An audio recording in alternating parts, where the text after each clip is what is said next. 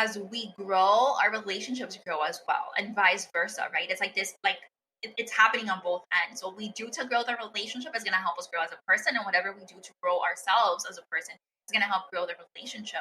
You are listening to Veggie Doctor Radio, and this is episode number 143. Welcome to Veggie Doctor Radio. I am your host, Dr. Yami, board-certified pediatrician, certified lifestyle medicine physician, certified health and wellness coach, author, speaker, mother, wife, and human being. I passionately believe in the power of diet, habits, and mindset in sparking and sustaining well-being and joy in our lives. This podcast combines expert interviews and thoughtful monologues to explore plant-based nutrition, lifestyle medicine, parenting, mindset, and other exciting and fun topics.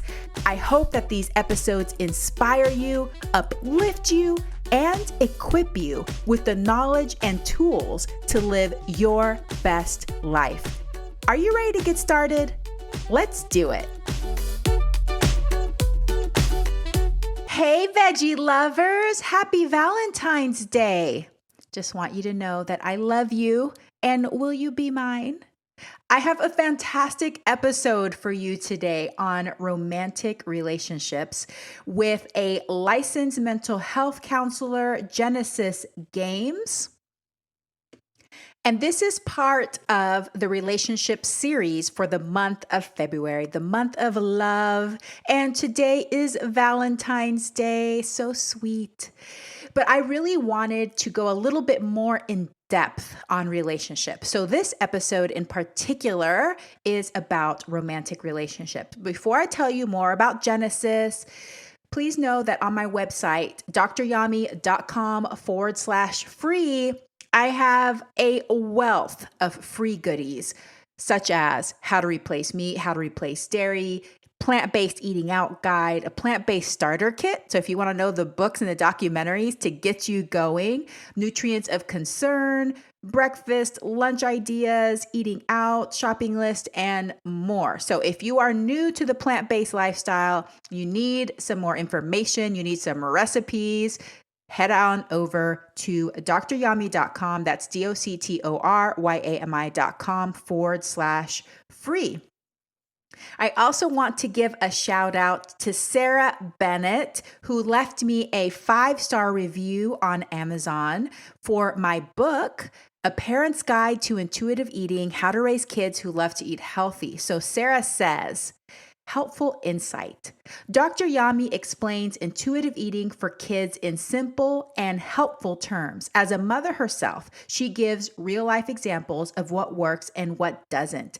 This is a great read for parents looking for advice on getting their kids to eat healthy. Sarah, thank you so much for the review. Thank you to all of my veggie lovers who have read my book, have left a review, have shared it with friends and family. Maybe you even bought it for Christmas gifts this last year. So thank you. I appreciate you so much. Remember that the information on this podcast is for informational and educational purposes only. So if you have any particular concerns about you need to seek your own therapist, like licensed mental health counselor, please do so. So let me talk about Genesis Games. So Genesis Games is a bilingual English and Spanish psychotherapist and owner of Healing Connections, an online private practice servicing all of Florida. She helps college students and young adults adjust to life transitions, navigate the dating world, manage relationship issues, set boundaries with family, and develop adult friendships. She is passionate about working with individuals enduring heartbreak and helping them thrive. She is also a Gottman Trained Couples Therapist and works with couples throughout all the stages of the relationship. She sees couples struggling with connection, conflict management, betrayal, parenting, and sexual fulfillment. She wholeheartedly believes that the quality of our lives is measured by the health of our relationships.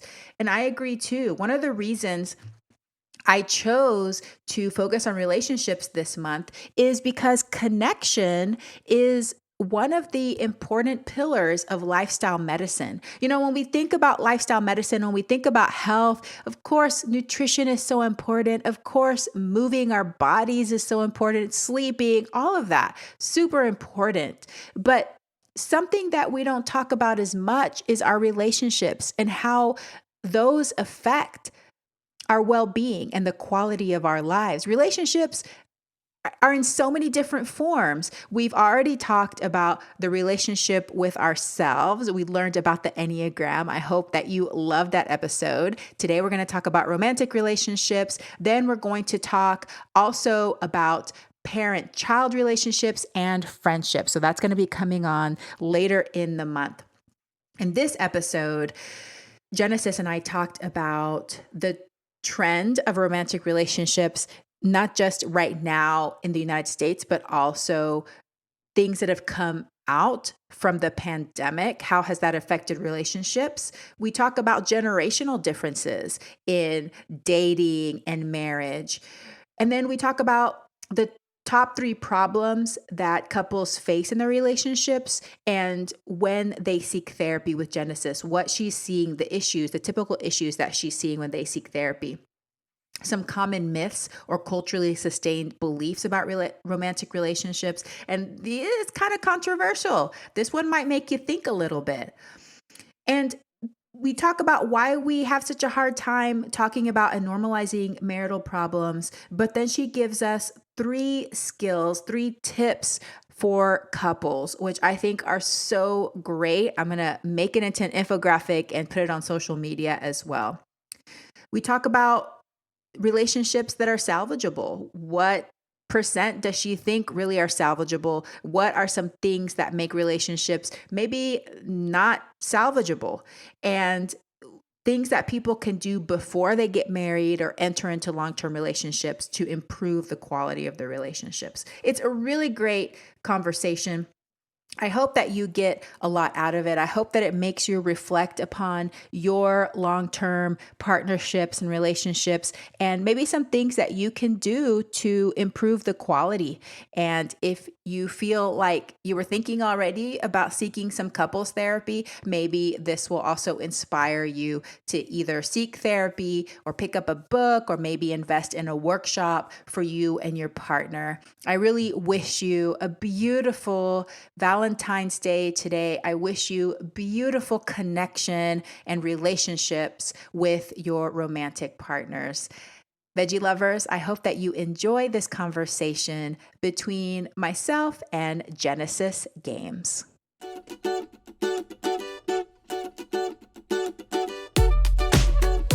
Genesis Games, welcome to Veggie Doctor Radio. Thank you so much for having me. It's my pleasure. Well, this is going to be so much fun. As you know, you are helping me with the relationship series. And so today we're going to be talking about romantic relationships. And I know that you're an expert because you have your own practice and you help a lot of people with this topic. I'm assuming that this is a common thing that comes up. But tell us kind of where are we right now? In general, I know this is kind of a broad question, Mhm. but with the state of romantic relationships in the United States, we've had this pandemic. I've seen headlines and little things coming out about what's happening with relationships. Like it's affecting some negatively, but maybe some it's affecting positively because now people have more time together. So, what kind of trends are you seeing? What's happening in our country? I think relationships have definitely taken a hit by this pandemic. Um, I definitely see it because I see the increase for couples therapy, just astronomical increase, and not just the astronomical increase, but I think a lot of times when a member from the couple is reaching out to a therapist like myself for couples therapy, they may reach out and they may say, "Oh, this sounds great, but I'm not ready to make an appointment yet," and they may come back like a month later or they may never come back because you're kind of wishy-washy whether couples therapy would help them or not, whether it's that bad that they need couples therapy. However, what I've been seeing in the last couple of months is people are determined to get couples therapy. They're like, can you see me tomorrow? Like we are in dire need for couples therapy. So definitely an astronomical increase, but also very decisive that this is what they need or this is what they want for their relationship. I would say that for a lot of couples, it's not necessarily new issues that they're struggling with, but rather issues that they had distractions for before, right? And so with this Mm. pandemic, there's a lot of stillness. There's a lot of time, for a lot of couples where we're spending a lot of time together. This can be different for different couples depending on whether you're long distance relationship or even like what you're doing if you're an essential worker. But I would say for the majority of couples, you're spending a lot of time together, and there's not a lot of big things that can really distract you from what's going on in that relationship, what's going on in that dynamic. So these are issues that have been there for years, that have been pushed under the rug effectively up until this point. And now the issues are in front of us and there's nothing we can do to pretend they don't exist. We are forced to face them and we don't know how to face them. We don't have the tools to face them. It scares us to face them. I think some couples, again, are like, okay, these are the issues. We can't run away from them anymore. Let's go get therapy. Like, let's do something. We care about this relationship. We want to salvage this relationship. I think for other couples, it's really scary, right? It's really scary to face this, and they're more kind of on the edge of, I don't think we're going to make it through this. So I've definitely seen a lot of people, individuals, actually come to me because of the end of a relationship during this pandemic, both long-term relationships and also shorter-term relationships. And then a lot of couples who know that if they don't go to couples therapy, if they don't learn new tools or new ways to engage with each other, their relationship won't make it. Wow, that's so fascinating and so interesting that we have this time of like forced stillness.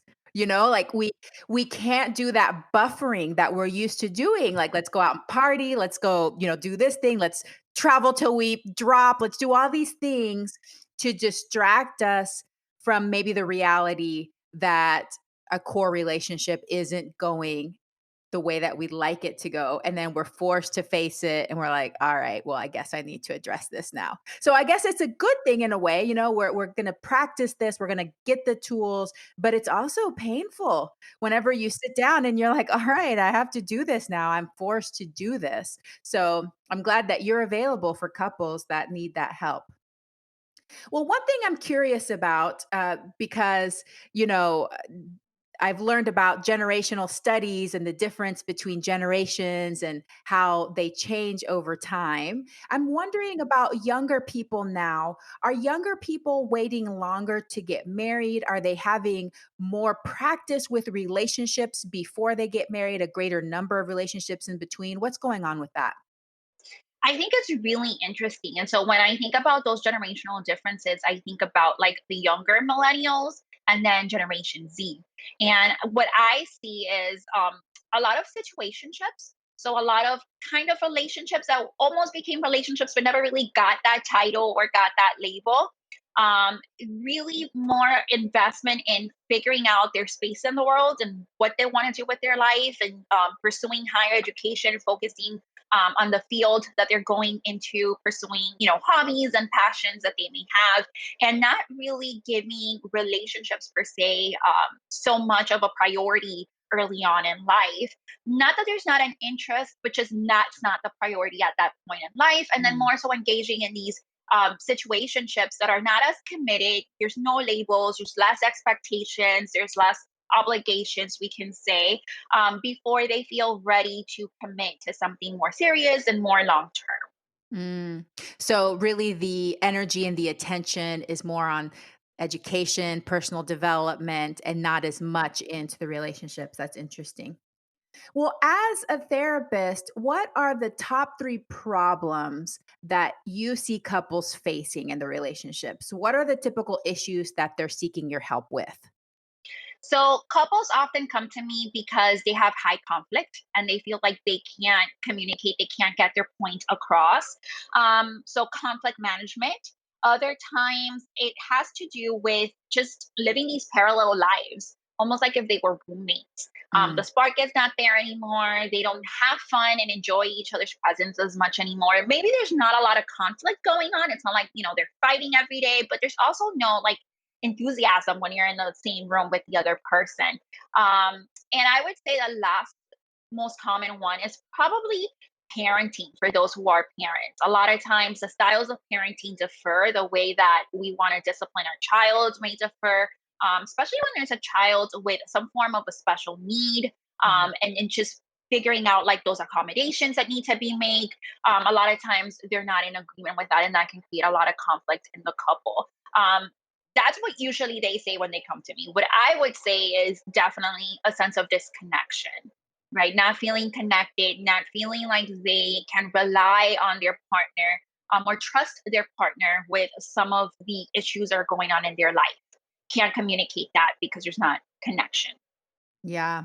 And I feel like we could probably all identify with that a little bit in lots of different types of relationships. As I told you before we got on to the podcast and started recording, in a few months, my husband and I are going to be celebrating 20 years of marriage. We've been together as a couple for about 23 years. And I feel like, we have 2 kids and gone through so many different things. We've gone through definitely highs in our relationship, through all our education and training and so many fun things. And we've definitely hit those points where it's like, I feel like we're just roommates. You have your life, I have my life. And basically, we just have business meetings where we talk about who's picking up the kids and who's doing this and that. So I think, it is one of those things where you know, it's so helpful to have somebody else to talk this over with that can help walk you through some of these issues that couples face. But speaking of that, what do you think are some common myths or culturally sustained beliefs about romantic relationships? What are some things that people are always saying or that you hear from other people that may or may not be true? So I think one of them is that love conquers all. So I Mm, hear a lot of people say, well, like, I'm just going to stay in this relationship because I know they love me and I love them. And like our love can overcome any obstacle. And I like to say that our relationship is like blueberry cake. Blueberry cake requires blueberry, otherwise, it wouldn't be blueberry cake. So that would be love. But you don't just make blueberry cake with just blueberry. You need flour and you need sugar and you need salt and you need baking soda and you probably need other ingredients, right? And the same thing happens for relationships. We need respect, we need communication, we need to have shared values, we need to have like a shared worldview. We need to be able to be considerate of the other person. We need to care and appreciate and show gratitude towards the other person. Those are all important ingredients for a relationship. So the love may very well be there, but if those other ingredients are not there, we're going to struggle. And it may not be the healthiest of relationships. I would definitely say that's one of the main ones. Another one that I get a lot is that love is unconditional. And although love may be unconditional, relationships are not unconditional. They should have conditions, they should have boundaries. Um, if they don't, we're kind of opening the gates to toxic and abusive relationships where we are willing to take anything because we love the other person without any boundaries or any expectations at all. mm. Wow. I feel like those could be very controversial whenever you turn them the opposite, right? Love doesn't necessarily conquer all, and love doesn't have to be unconditional. I think those could be some very unpopular opinions right there, Yeah. huh? Could start a good Mhm. debate going, but it makes a lot of sense too. So, do you feel like because we have these assumptions that people stay in relationships longer than is healthy for them? I agree. I think that's 100% true. And I think also those beliefs hold people back from seeking help, because they think, well, if love conquers all, like, why do I need to see a therapist? Or why do I need to go to a couples retreat? Or why should I read that, relationship book? My love should be enough. Then that means I don't really love this person, right? Like it questions the love if I go outside to seek help. If I say, if I believe that love is unconditional, then again, like, I don't really have to work through forgiveness. I don't have to talk about like the infidelity. I don't need to bring these things up that should be in the past because my love can, it goes overflows all of that. So there's really no need to bring outside help Oh, if we're yes. holding that perspective. Yes. Yeah, and that can be very complex too, because I could see somebody saying, "That's the only tool I need. The only tool I need, the only skill I need is love. I just need to be more Yeah, loving, and it should fix everything." But in reality, there's so many tools and skills we can learn to improve our relationships all around. And so you're right, it can be a barrier. It can hold you back from growth and improving your relationships. That's such an exactly. interesting way to look at it. I love that perspective. Why do we have such a hard time talking about and normalizing marital problems? I feel like, how we talk about Instagram life and there's airbrush. I feel like relationships are like that too. Like we don't talk about relationships. Everything seems perfect until then it's over and you're like, "What just happened?" What You know? happened? And so Yeah. nobody's talking about the in between. And definitely there's privacy and there's respect of privacy. I understand that. But I feel like if we talked about it more, then we would all understand that relationships do require effort and they do require building of skills and tools. So why is it so hard to talk about it? I think that relationships really are a very vulnerable part of ourselves, right? And I think especially when we are in a committed relationship and we've like announced to the world that we're in this committed relationship, it becomes even more vulnerable because we've said, I'm going to be with this person till death do us apart or whatever the case is. But we're committing to this person and we're building this relationship and this life with this person. And so I think we become very protective of that vulnerable part of us. We also fear, I think, this sense of like judgment and this Mm, belief that we failed. If I say we're struggling, that means that I failed. If I say we're struggling, people are going to judge my relationship. I think a lot of times we also want to protect our partner. We don't want people to have like this negative view of our partner just because you're seeing bits and pieces. We feel like we know our partner best, and we probably do. We get to see the good, the bad, and the ugly. And so we don't want people to just focus on those negative aspects and have this negative view of our partner when we know that our partner is more than maybe those episodes or those instances. But I definitely think there's like shame and this fear of failure because we don't talk about it as a very taboo topic. You get married, you go on your honeymoon, you come back, you're supposed to be happy forever. You're supposed to like be looking forward to retiring together and traveling the world when you're older. And that's kind of it. And so I definitely think it's important that we talk more about it. And again, I agree with you. I think that there's like a level of privacy that we have to be mindful of. But at the same time, I think it's important that we talk about going to like how you would maybe talk about going to individual therapy or taking your child to therapy, talking about how you go to couples therapy. Couples therapy doesn't have to be a reactive measure, it can be a proactive measure. So we don't have to wait until our relationship is at the edge to then go and seek help. We can do so when things are fine, but we know that maybe there's a big life change that's coming mm. up. And we want to make sure that we are in a very good place so that we can overcome this life change together and get stronger instead of, weaker. But it definitely does not have to be a reactive measure. Things don't have to be bad for you to seek therapy.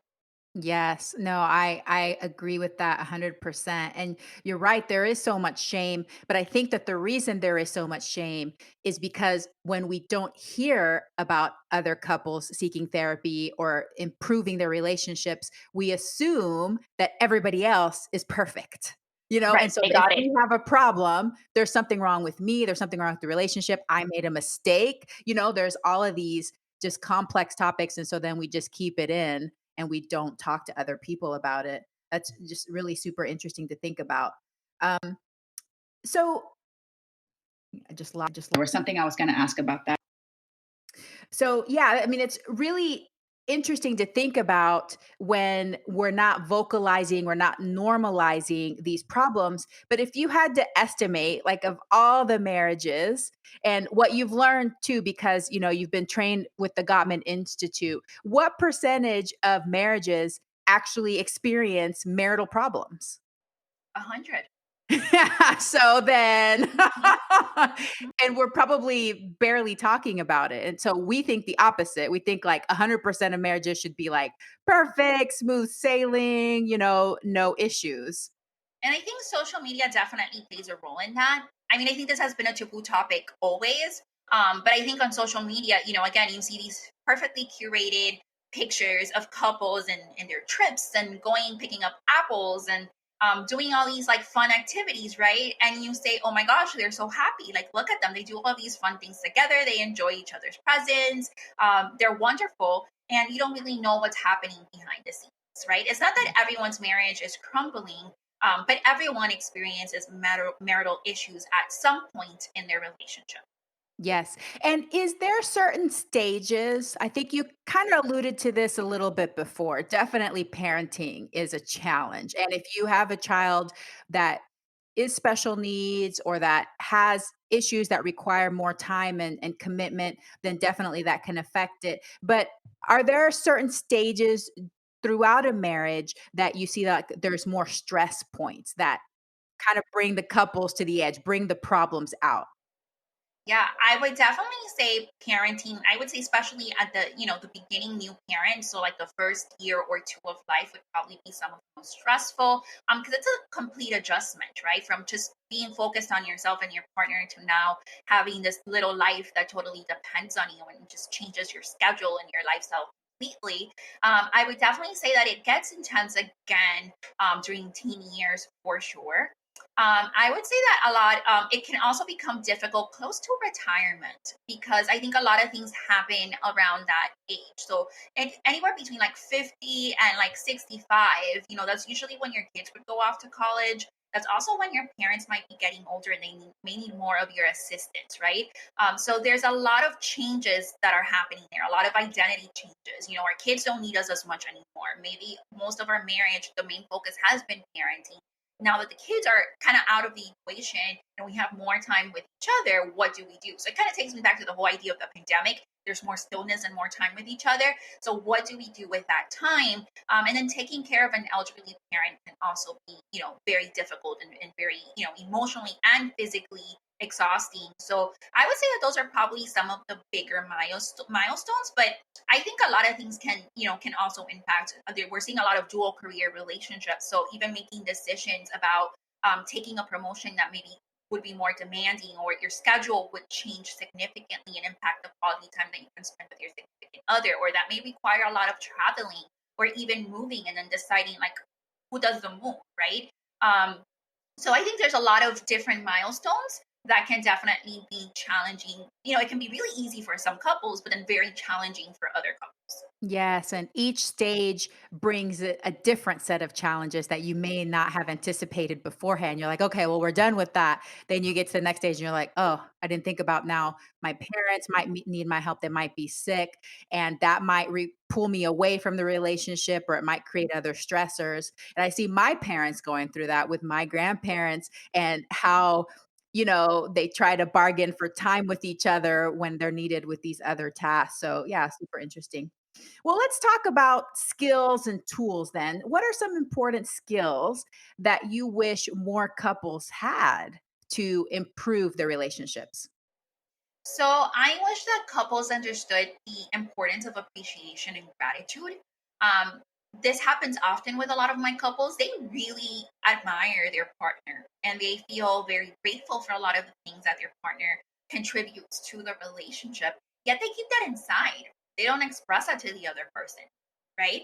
And so both end up feeling like they're taken for granted, like the other person doesn't appreciate or recognize the things that they do, the effort that they put towards a relationship, and they feel not validated. However, it's not true. It's just no one's talking about it. No one is expressing gratitude. Gratitude can make such a difference in a relationship. It can really change the tone of conversations and interactions. So really placing importance on gratitude, I think it would be something major, something like small, something that's very like doable. You can, as soon as you're done listening to this podcast, you can just set the intention that I'm going to be more grateful. And it's not going to be super hard to be able to do that, but it can have such a significant impact. I would say that another one is creating a culture of commitment safety. And what commitment safety means is I know you're in this 100%.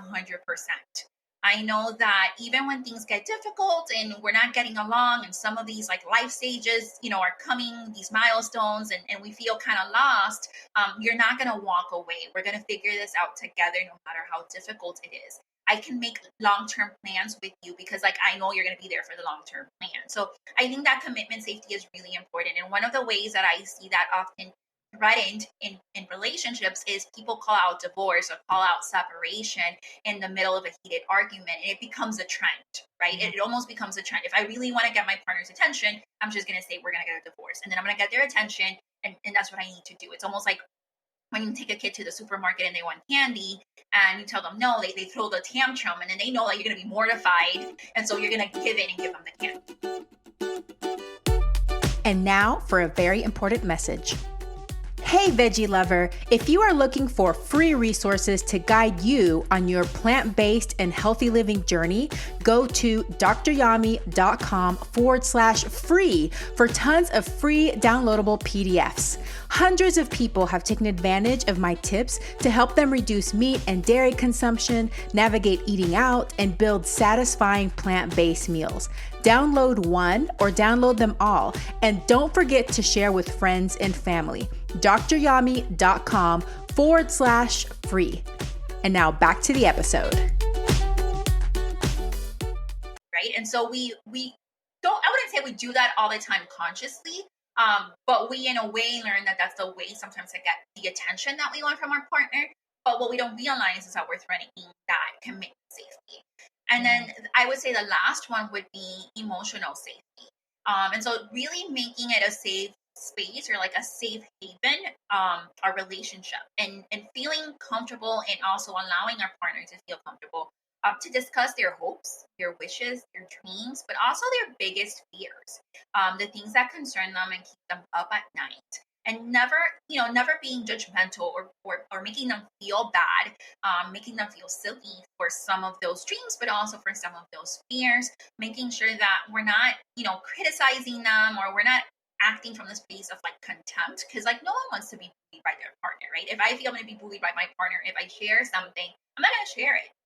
I'm going to keep that to myself. The more that I keep to myself, it's this bigger wedge that's created in the relationship, and that's that disconnection that then happens. And it's really hard to be able to manage conflict, to make plans long term, to negotiate, or to arrive to any form of a compromise if there's like this ocean of a wedge that's disconnecting me from my partner. But if I want my partner to feel connected to me and I want to feel connected to them, I need to make it emotionally safe. Mm-hmm. Wow, those are such good skills. And each one of those requires practice and time and effort. I'll say, because definitely it's not about perfection, right? But it's about moving forward and seeing where these places you may be able to improve. I think that appreciation and gratitude is so important. I've done podcast episodes on gratitude before, and it can completely change the state of your being. When you turn it around, you might be irritated because they didn't load the dishwasher right. You're like, it's it. I can't take it anymore. And then it's like, but this is the stuff I love. I really appreciate you for that. And it totally just opens your heart, melts your heart, and changes your entire perspective. And I think we're used to doing that for children. When we have little kids and we tell them, we validate them all the time. You're doing a great job. I'm so proud of you. I love you. But then we stop doing it for ourselves and for other adults. But what you're saying is it's important to keep saying, to repeat that, to keep showering that person with gratitude and appreciation. Yeah, all humans do better with positive reinforcement than with punishment, and that it doesn't matter how old you are. You might be 0 or you might be 90, but you're going to do better with positive reinforcement. And I think a lot of times, some things that we do in our relationships come naturally. Some people are just naturally really good listeners. Some people are naturally just really giving. But sometimes these things don't come natural to us. We do them because they know they're important for the relationship, or they're important for our partner, but they're not natural. That means I need to actually think about it. I need to be intentional. And so it's important that that doesn't go unrecognized, because I am putting extra effort to be able to meet that need for my partner. Yes. And for those people that find it difficult, just know that you can form a habit of anything. So at the beginning, it might be hard, but the more you practice it, the easier it will be when it becomes a habit in your life. I think that commitment safety is so important.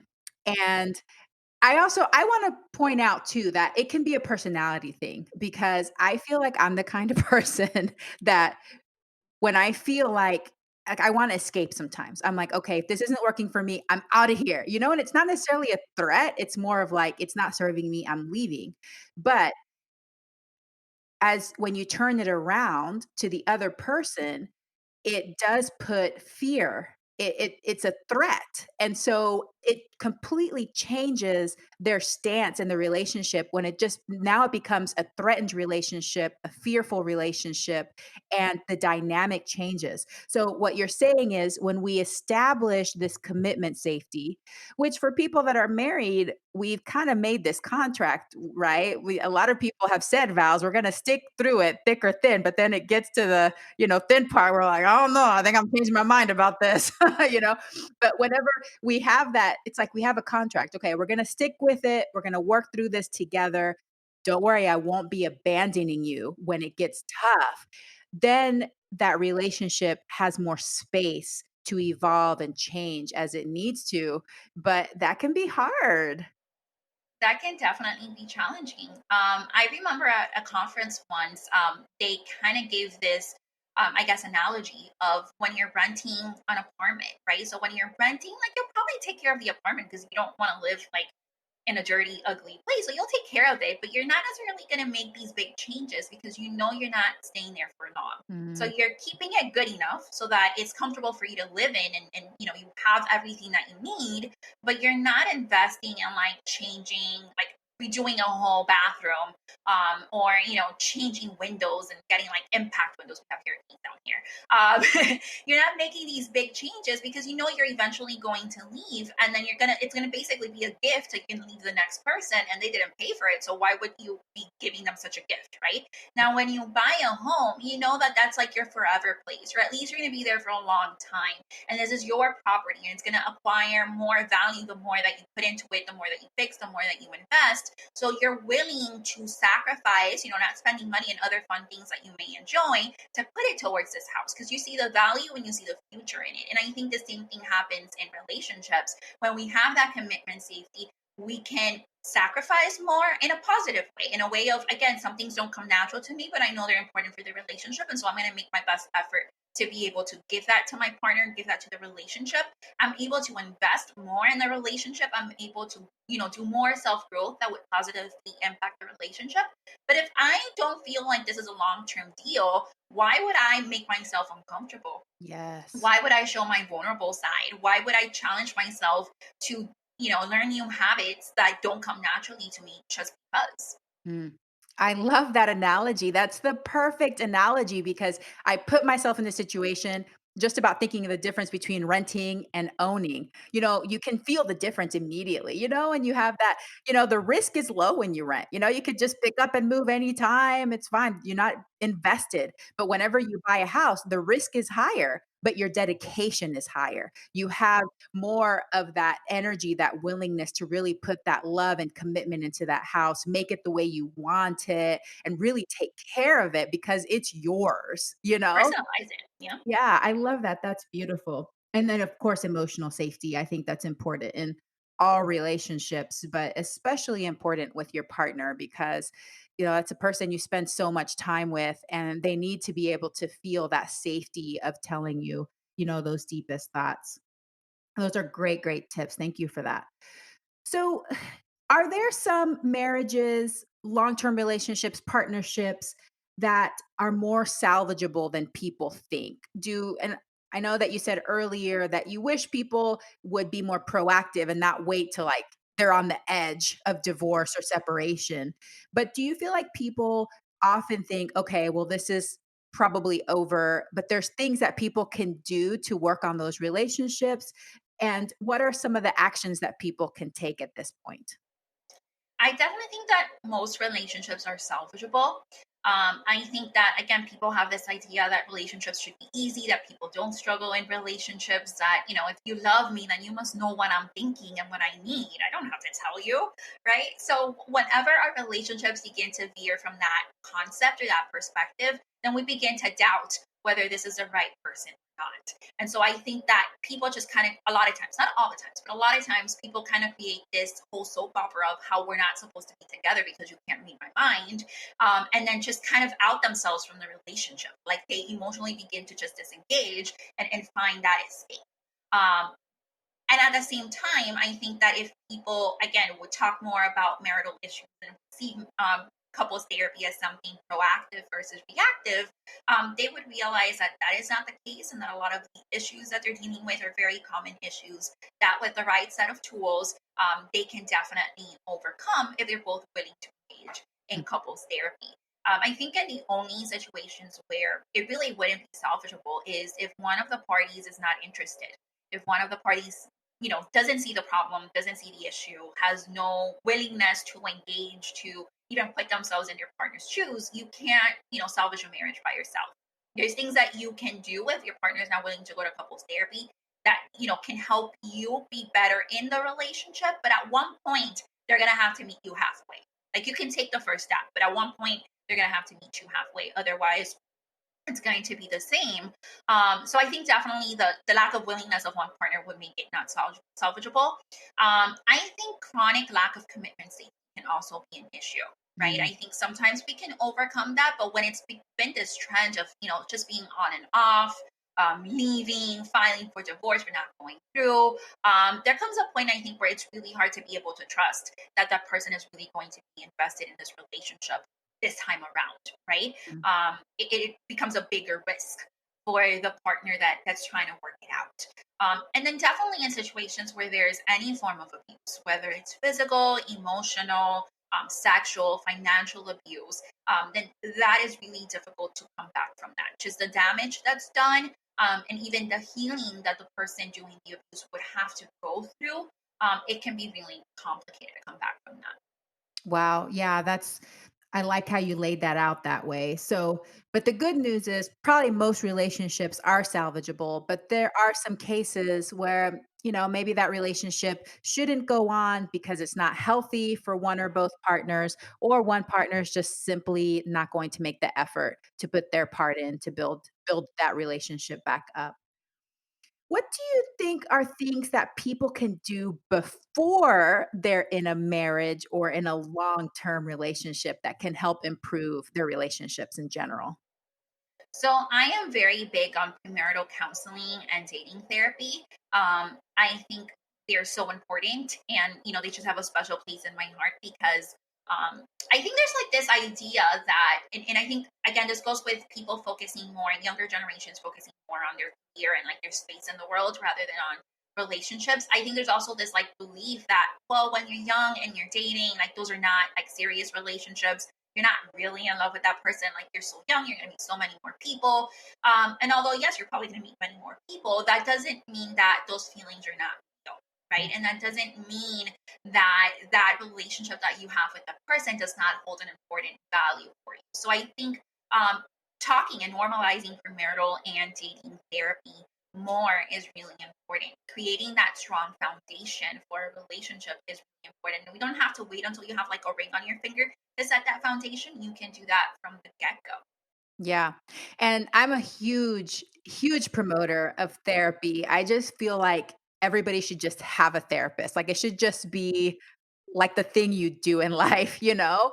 But just working on yourself too, and realizing, because my husband and I, we've been together since we were 18. We're like babies, like babies. So we've grown up together. We've had to develop as individuals, not just as a couple. And there's so much I had to learn about myself, about some of my tendency, about some of my limiting beliefs that I had about what I needed to do and be to be loved and to be worthy, and what he needed to do specifically to show me that I'm loved. So even just going in for an individual therapy, learning how to love and accept yourself and be happy with yourself before you're depending or requiring somebody else to show you, that love, I think is so, so important. Absolutely. I think, as we grow, our relationships grow as well, Mm. and vice versa, right? It's like this, like, it's happening on both ends. What we do to grow the relationship is going to help us grow as a person, and whatever we do to grow ourselves as a person is going to help grow the relationship. And so I think individual therapy can be very helpful in that. I think couples therapy can be very helpful. I think even like couples workshops or couples retreats can be helpful. Doing like a course online, listening to a podcast together, reading books, all of these things can be helpful. It may not always be therapy, Although I love therapy, it may not always be what's accessible to you, what's feasible to you for many different reasons. But there's other tools that can also help, especially when we're doing this from a proactive stance, right? When we're not in full blown crisis, a lot of these other options can be very helpful. Yes. And knowing that it's dynamic, it's a journey. Not only is each individual changing, the relationship is changing, but the world is changing, your circumstances are changing. And so continuing that path of continuous learning and always looking for ways to improve or become closer, I think can be very helpful. What do you wish more couples knew? Hmm, that's a good one. I think that more couples, it would be really helpful if more couples knew more about themselves. Like you were saying, those limiting beliefs. I think a lot of us don't have the privilege of growing up in a family or in a household where healthy relationships were modeled. So we don't have like a role model to go by. And then unfortunately, there's also no class in school that teaches you healthy relationships. So we're pretty much kind of winging it. And we somehow, whatever we saw, that's what we take as normal. And that's how we set our expectations. And we just kind of blindly go into relationships like that. And so if people kind of became more self-aware of some of their limiting beliefs, of questioning how healthy the relationships that they saw growing up were actually. If they question some of those expectations they have for themselves and for their partners, then I think they could really show up as their best self, as their most authentic self in relationships, and really consider like, who am I, what I really want out of a relationship, the kind of partner that I want, the kind of partner I want to be. Where's the gap? How can I fill up that gap? And then they can, with that information, show up in a relationship and really be more transparent. Not that I mean, sometimes we try to put like our best behavior because we really want, the other person to not reject us. But I think a lot of times it's not even that conscious. I think a lot of times we just lack the self-awareness, Mhm. right? And we think that we would be okay with certain things. We think we can deal with certain things. We think some behaviors are okay. And then when we find ourselves in the midst of it, we realize like this is not working for me. Mm. So really being able to have that transparency with myself first, but then also with the person I want to engage in a relationship with.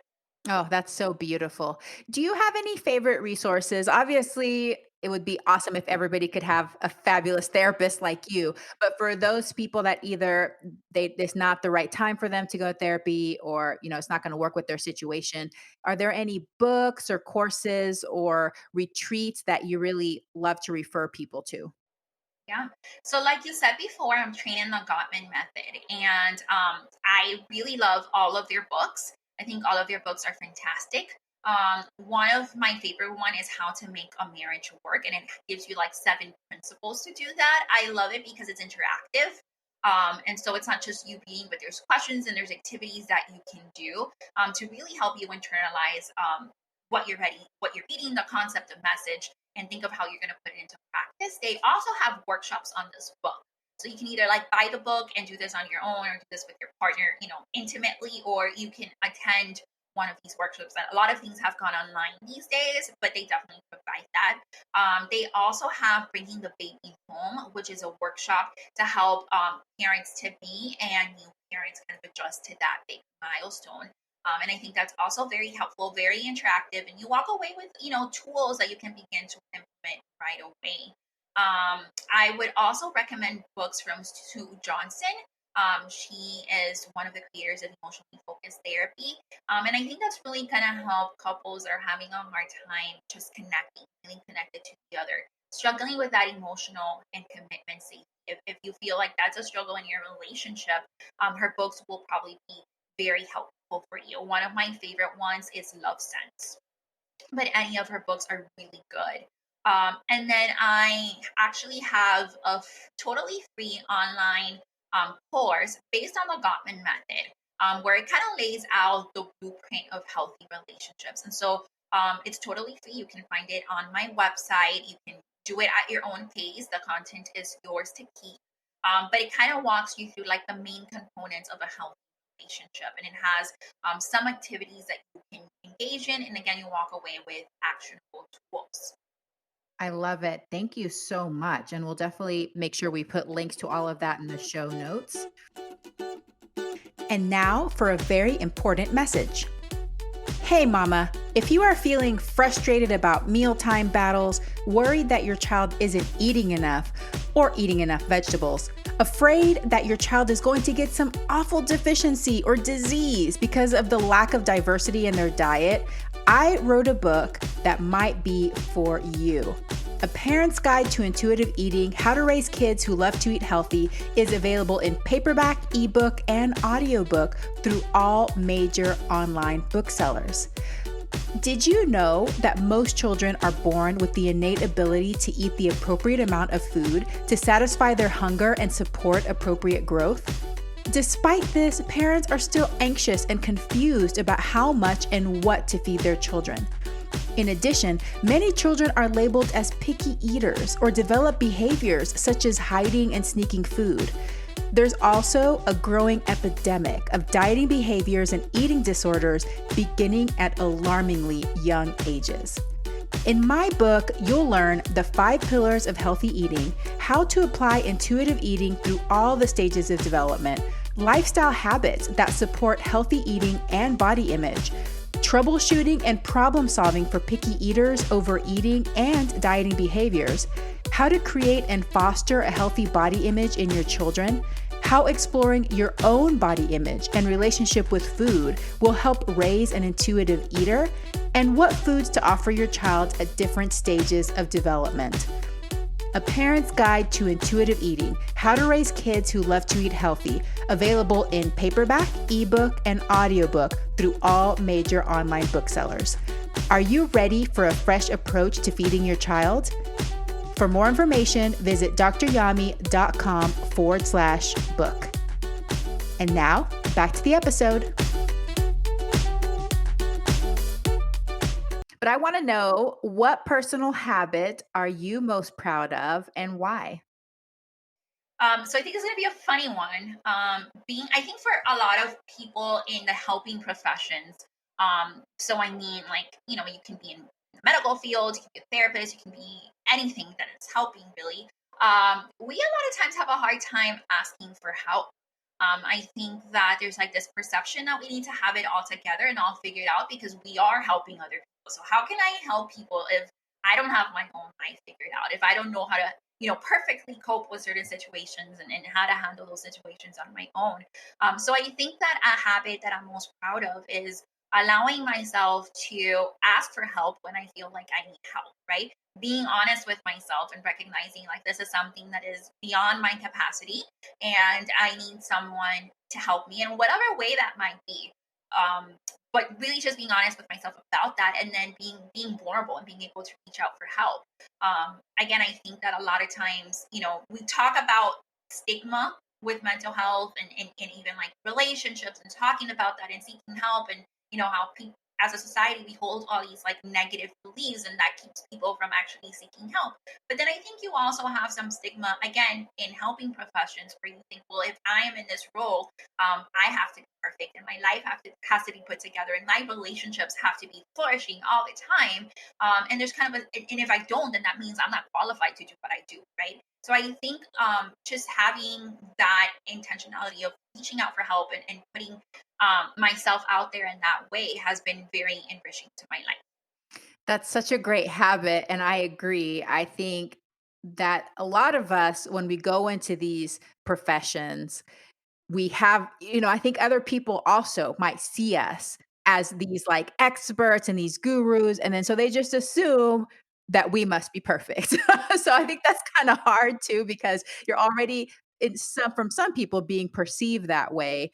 So in order to, whenever you're asking for help, sometimes it feels like you're breaking, that being on that pedestal of like perfect guru, but that's the only way to advance. I mean, no great things, no great life is accomplished alone. It just isn't. We have to have help. And the more we get accustomed to asking for help, the better life we can have. So, how long do you think it took you to develop that habit?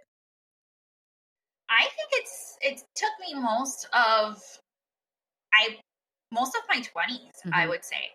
I think it was a struggle, and I think it was little by little, right, where I became more comfortable asking for help about certain things to certain people, but then it was just those things and those certain people, and it was like a process to be able to expand that and to really be able to realize like we're all human. And I think 2020 has really kind of highlighted that, because I think we've all kind of struggled, even like working from home, having other people in the household, sometimes getting interruptions, things just happening. And they're happening to us as much as they're happening to our clients, Mhm. sitting and talking about this pandemic and what's going to happen, and, how fatigued we are about thinking, I want to hang out with people, but like, I don't know if it's safe to hang out with people, making all these, decisions, and knowing that what my client is going through is pretty similar to what I'm going through as well, because in some way we're going through this collectively. I think really highlighted that we are as human as everyone else. Yes, and we all help each other. That's Yeah. wonderful. Well, this has been so great, Genesis. Please let us know where we can connect with you and tell us about the services and products. You already told us about the free course, but what else do you have available? Yes. So you can follow me on Instagram at the Miami Therapist is my handle, and so I post quite frequently. I do IGTVs. I try to do one at least once a week, where I talk about some of the things that I've posted throughout the week a little bit more, just more in depth. And then you can also go to my website, healingconnections-therapy.com, and my website is full of resources. I think when I was creating this website, I really wanted anyone that landed on this website to be able to walk away with something. And so I may not be the therapist for you for many reasons, but if you land on my website, like, my hope is that you can walk away with some form of a resource. And so, like I said before, I have this free course for couples, or for individuals really that want to have healthy relationships. So you can take it on your own. You can take it with your significant other. You do not have to be in a romantic relationship to take it. You can still benefit from it. And it's totally free. I also have a free PDF that talks about attachment styles and how they impact our relationships. And so you can download that for free as well. I have links to different mental health, for different mental health resources. So anything from substance abuse to eating disorders to depression. So if, whether you are the one struggling or someone you love is struggling, you might find some helpful resources on those topics. I also share with people some of my favorite books that I use in therapy, so that I often recommend either my individuals or my couples to purchase and read as part of therapy. I include those as well on my website. Any collaborations that I do with media, with podcasts, those are also linked on my website for people to check out. And every once in a while, I do workshops. I do live workshops virtually. And so that is definitely something that you can be stay in tune if you sign up for my blog. So everyone that signs up for my blog kind of gets first notice of any workshops or anything like that that's going on. I try to blog once or twice a month, and my blogs, sometimes I bring guests into my blogs, and so it's usually around relationships, but relationships and anxiety, or relationships and substance abuse. So I try to bring someone in that has a different area of expertise, and then we try to blend it with relationships in some way. I also create a lot of content surrounding seeking therapy, because again, I think there's a lot of stigma and then a lot of misinformation. Mhm. And so I really try to break that down for people, so people understand, what to expect when you're seeking a therapist, what to expect when couples therapy, even what questions to ask when you're doing some, a phone consultation, or you're, looking at someone's psychology today, and you want to make sure that they're going to be a good fit for you, what to look for. That's awesome. And you only see your one-on-one clients in Florida, correct? You're licensed in Florida? Yes. Yes. Just in Florida. So I'm putting this wish out to the universe because I feel like with this pandemic, it's highlighted even more that we don't need to be like in the same city or state or even country in order to receive help from somebody. And I really wish that we could have some sort of universal licensing in the United States. Does it, wouldn't that make sense? That would make so much sense. It is my wish. I think it's very difficult, even pandemic aside. Like I said, a lot of dual career couples, there's a lot of traveling involved, and there's times where people are in long term relationships. And so if someone is living in Florida, but their partner is living in Georgia, I wouldn't be able to see them as a couple. Yes. Because those rules are so I'm a physician, so I do telemedicine too, and it's like everybody has to be, like, in the state that you're licensed in. It's crazy. It's so frustrating and it creates a real barrier for people. I'm also bilingual, and not in every state or in every city do you have bilingual therapists Yes, or as many. yes. And so that's often a challenge. And, people will find me on Instagram and want to work with me. And I unfortunately have to tell them that I can't. So I agree with you. I think that that would really make services so much more accessible to people, Mhm. and just easier for people to find someone that they really connect with, Yes, because that this is a you're very compatible personal with. relationship. Yeah, Yes. this is a very personal relationship. And so it can definitely be difficult to find someone that you can really connect with, that speaks your language, and that you can relate to. Yeah. Well, I'm putting it out there. I'm gonna put it on my vision board, universal licensing for therapists. I think it would serve so many people. Well, Genesis, this has been so fabulous. You are a wealth of knowledge and experience, and I know that this is going to be so helpful for my listeners. But please leave us with one call to action for the week. So, what is one thing that we can start doing today to improve our romantic relationships? So I would say that you can start with thinking about connection and just kind of assessing how connected you feel to your partner today. And what can you do to fill in that gap, right? From how connected you wish you were to how connected you actually feel right now. One small thing, just one. Beautiful. Okay, that is a beautiful, wonderful call to action. Again, Genesis, thank you so much for your time. I hope you have a very plantastic day over there in Florida. Thank you so much. It was my pleasure. I really enjoyed talking to you. Hey, veggie lover, I hope that you loved today's episode. Will you take a second and do me a huge favor? Please subscribe to my podcast so that you never miss an episode. You're the reason I'm here, and I want to share it all with you. Thank you for listening, and have a plantastic day.